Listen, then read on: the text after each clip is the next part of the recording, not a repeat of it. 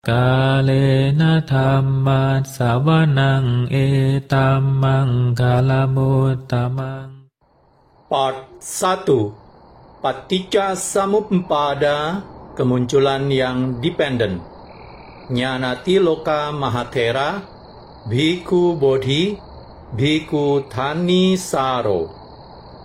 Video ini merupakan video part pertama dari pembacaan buku yang sebenarnya terdiri dari 3 penulis. Ketiganya sebagai berikut.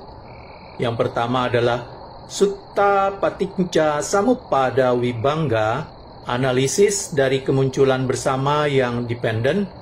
Judul asli Paticca Samuppada Vibhanga Sutta, Analysis of Dependent Co-arising, diterjemahkan dari bahasa Pali oleh Bhikkhu Thanissaro, penerjemah Laura Perdana, editor Andrea Kurniawan, Siddhartha Suryameta. Yang kedua adalah Paticca Samuppada, kemunculan yang dependen. Judul asli Paticca Samuppada, Dependent Origination. Penulis Jnanati Loka Mahathera, penerjemah Jimmy Halim, Leonard Halim. Editor Andrea Kurniawan, Siddhartha Suryameta. Yang ketiga adalah artikel kemunculan dependen yang transendental, terjemahan dan eksposisi dari Sutta Upanishad. Judul asli Transcendental Dependent Arising, A Translation and Exposition of the Upanishad Sutta. Penulis Bhikkhu Bodhi.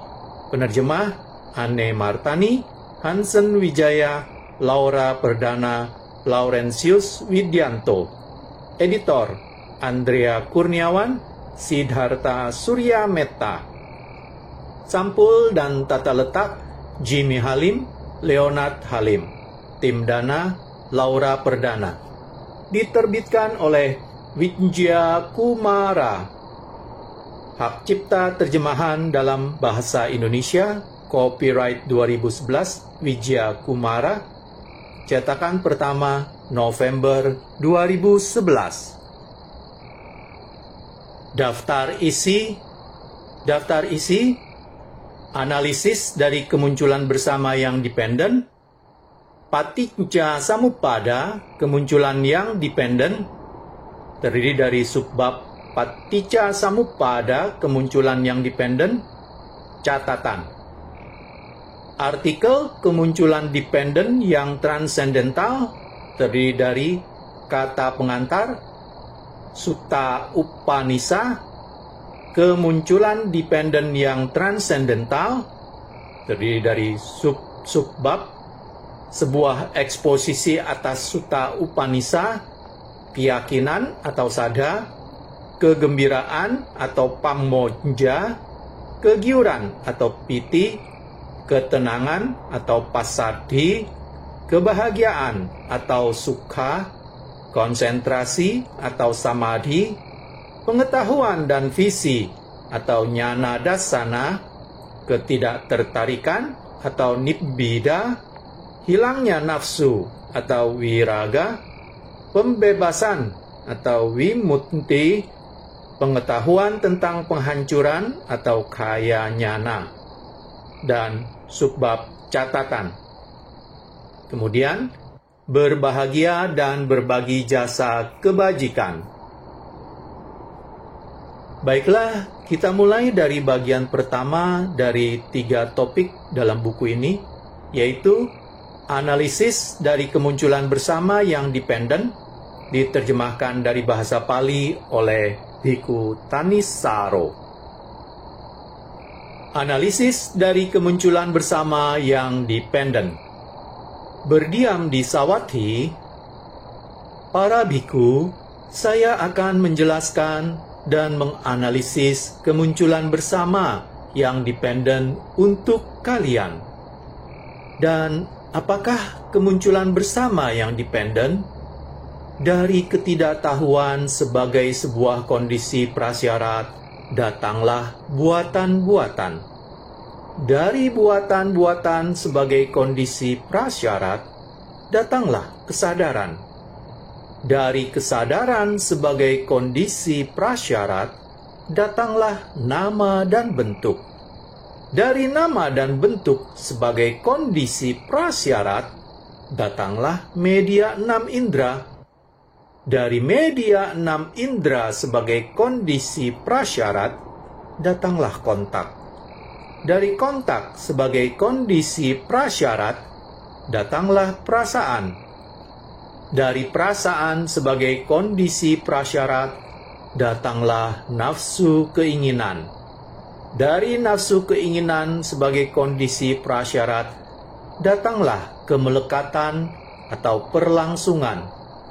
Dari kemelekatan, perlangsungan sebagai kondisi prasyarat, datanglah penjadian. Dari penjadian sebagai kondisi prasyarat, datanglah kelahiran. Dari kelahiran sebagai kondisi prasyarat, kemudian penuaan dan kematian, kesedihan, ratap tangis, kesakitan, kesengsaraan, dan keputusasaan ikut berdatangan. Demikianlah kemunculan dari seluruh masa stres dan penderitaan ini. Sekarang, apakah penuaan dan kematian? Penuaan, pengusangan, penghancuran, pemudaran, pengerutan, penurunan kekuatan kehidupan, pelemahan kemampuan apapun dari berbagai makhluk di dalam kelompok makhluk ini atau itu, itulah yang disebut penuaan. Meninggal, wafat, hancur, hilang, sekarat, mati, telah selesai waktunya, hancurnya kelompok-kelompok, pembuangan tubuh, interupsi dalam kemampuan kehidupan apapun dari berbagai makhluk di dalam kelompok makhluk ini atau itu, itulah yang disebut kematian. Dan apakah kelahiran?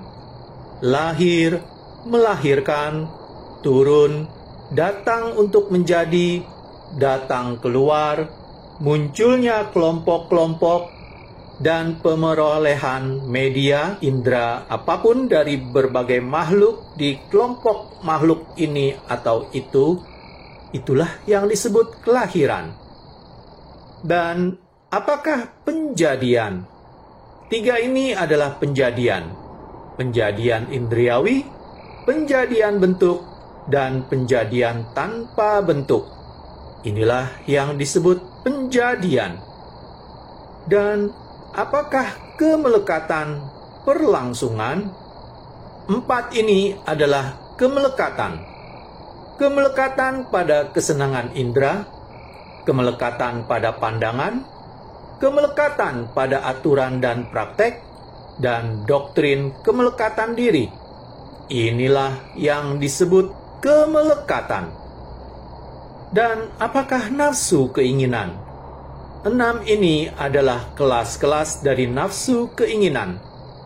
Nafsu keinginan untuk bentuk-bentuk, nafsu keinginan untuk suara-suara, nafsu keinginan untuk bebauan, nafsu keinginan untuk rasa-rasa, nafsu keinginan untuk sensasi-sensasi sentuhan, nafsu keinginan untuk ide-ide.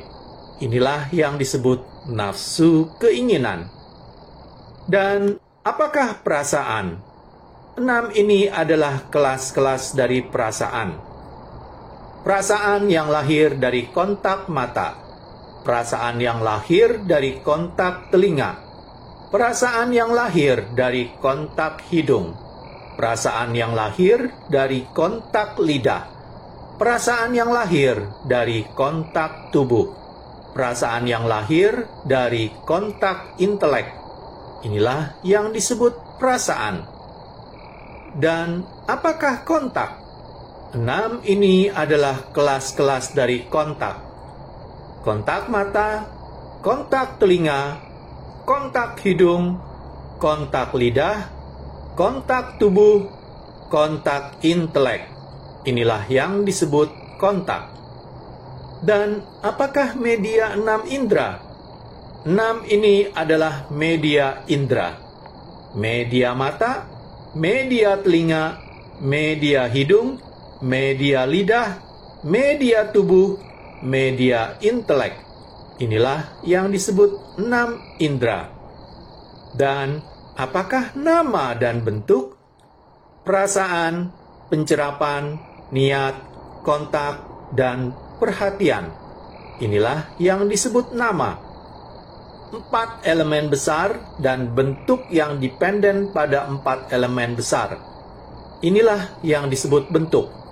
Nama ini dan bentuk ini disebut dengan nama dan bentuk. Dan apakah kesadaran? 6 ini adalah kelas-kelas dari kesadaran. Kesadaran mata, kesadaran telinga, kesadaran hidung, kesadaran lidah, kesadaran tubuh, kesadaran intelek. Inilah yang disebut kesadaran. Dan apakah buatan-buatan? 3 ini adalah buatan-buatan. Buatan-buatan tubuh, buatan-buatan verbal, buatan-buatan mental. Inilah yang disebut buatan-buatan. Dan apakah ketidaktahuan? Tidak mengetahui stres, tidak mengetahui asal mula stres, tidak mengetahui penghentian stres, tidak mengetahui jalan praktek yang mengarah pada penghentian stres. Inilah yang disebut ketidaktahuan. Sekarang dari pemudaran dan penghentian tanpa sisa dari ketidaktahuan itu, datanglah penghentian buatan-buatan. Dari penghentian buatan-buatan, datanglah penghentian kesadaran. Dari penghentian kesadaran, datanglah penghentian nama dan bentuk. Dari penghentian nama dan bentuk, datanglah penghentian media 6 indera. Dari penghentian media 6 indera, datanglah penghentian kontak. Dari penghentian kontak, datanglah penghentian perasaan. Dari penghentian perasaan, datanglah penghentian nafsu keinginan. Dari penghentian nafsu keinginan, datanglah penghentian kemelekatan perlangsungan. Dari penghentian kemelekatan perlangsungan, datanglah penghentian penjadian. Dari penghentian penjadian, datanglah penghentian kelahiran. Dari penghentian kelahiran, kemudian penuaan dan kematian, kesedihan, ratap tangis, kesakitan, kesengsaraan, dan keputusasaan, semuanya terhenti. Demikianlah penghentian dari keseluruhan masa stres dan penderitaan ini. Baiklah, sekarang kita masuk ke pembahasan kedua dari 3 buah pembahasan dalam buku ini, yaitu Paticca Samuppada, kemunculan yang dependen oleh Jnanatiloka Mahathera. Baiklah, kita mulai. Paticca Samuppada, kemunculan yang dependen. Sebenarnya dengan sedikit keraguanlah saya berani berbicara kepada Anda mengenai yang terdalam dari semua doktrin Buddhis. Paticca Samuppada, kemunculan yang dependen, yang berarti kemunculan yang berkondisi dari semua fenomena mental dan fisik yang umumnya diringkas dengan nama konvensional makhluk hidup atau individu atau pribadi. Jadi, dengan sangat menyadari besarnya kesulitan membicarakan pokok bahasan yang paling rumit ini di hadapan mereka yang mungkin hanya sedikit mengenal filsafat Buddhis, saya akan berusaha semampu saya untuk menghindari sejauh mungkin semua detail yang sangat teknis atau membingungkan. Saya akan menggunakan bahasa yang sangat polos dan sederhana, sehingga setiap dari kalian dapat mengikuti penjelasan-penjelasan saya. pada saat yang bersamaan, saya tidak akan melupakan tujuan dan sasaran sebenarnya dari doktrin ini yang oleh karenanya diajarkan oleh Buddha kepada dunia. Maka dari itu, saya akan memohon Anda untuk mendengarkan dengan seksama dan memberikan perhatian yang penuh dan tidak terbagi terhadap kata-kata saya.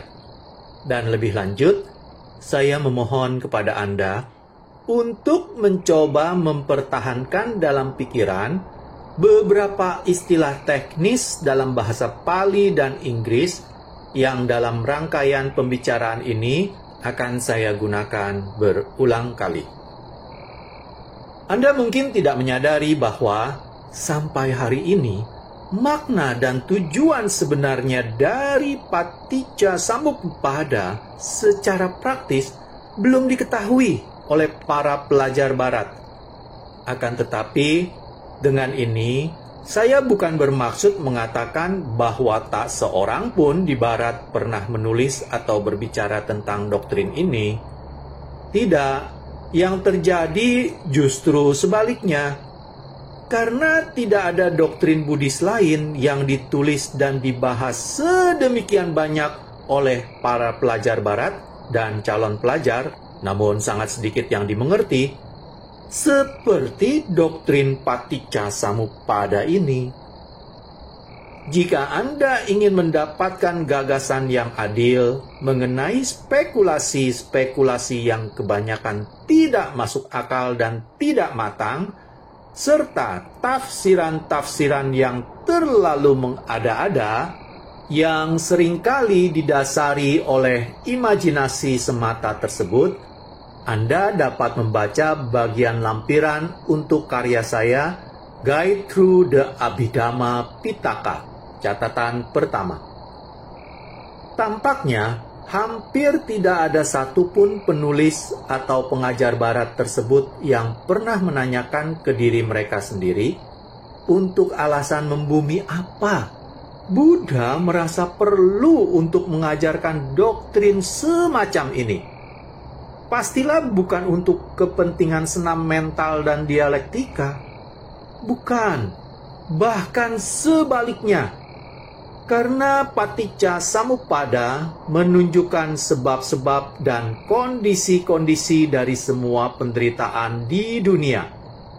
Dan bagaimana melalui penghapusan kondisi-kondisi ini, penderitaan tidak akan muncul lagi di masa yang akan datang. Paticca Samuppada sesungguhnya menunjukkan eksistensi kita saat ini, beserta segala duka dan penderitaannya yang dikondisikan atau lebih tepatnya disebabkan oleh kehendak-kehendak untuk terus hidup atau kamma dalam kehidupan sebelumnya, dan bahwa kehidupan kita yang akan datang bergantung pada kehendak-kehendak untuk terus hidup atau kamma saat ini. Dan bahwa tanpa kehendak-kehendak untuk terus hidup ini, tidak akan ada lagi kelahiran kembali di masa yang akan datang.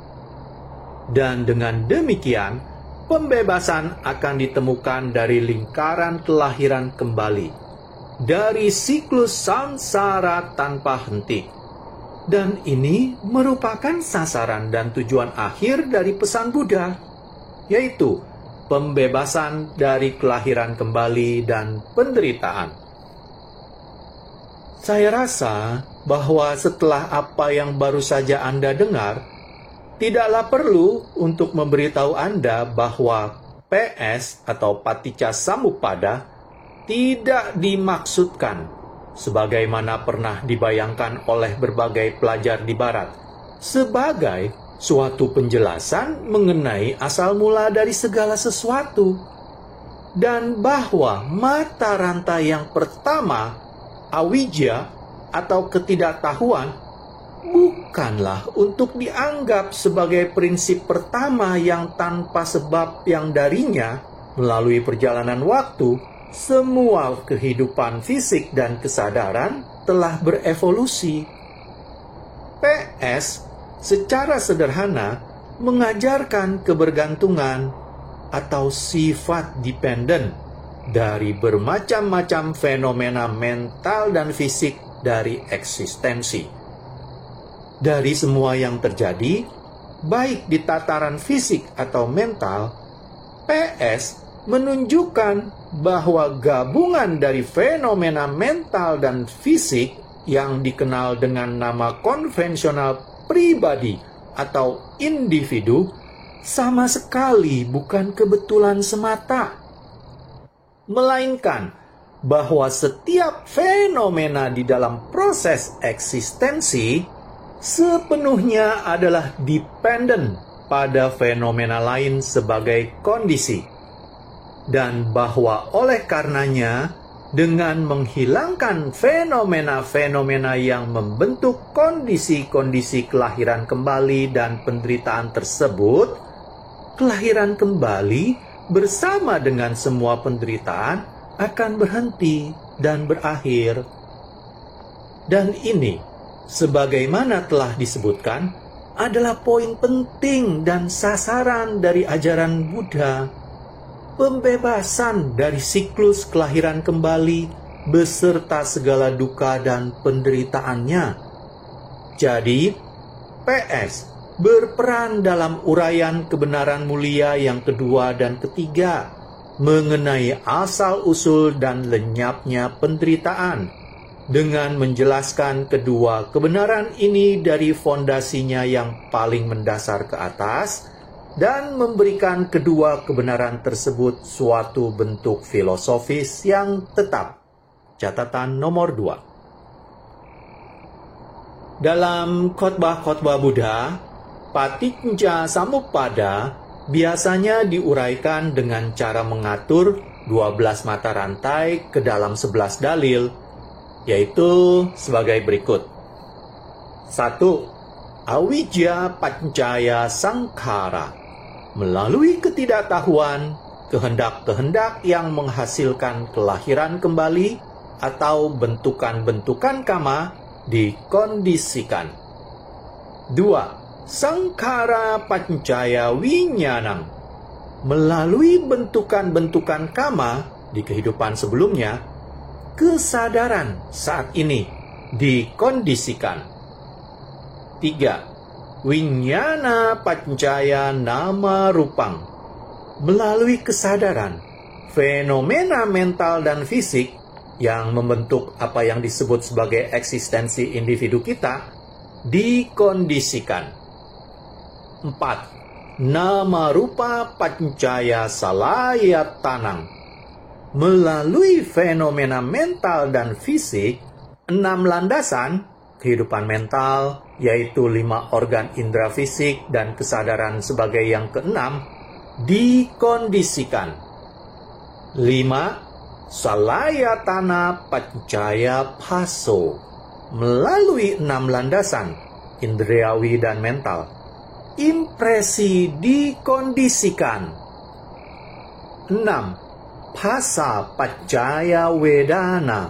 Melalui impresi, indriawi atau mental, perasaan dikondisikan.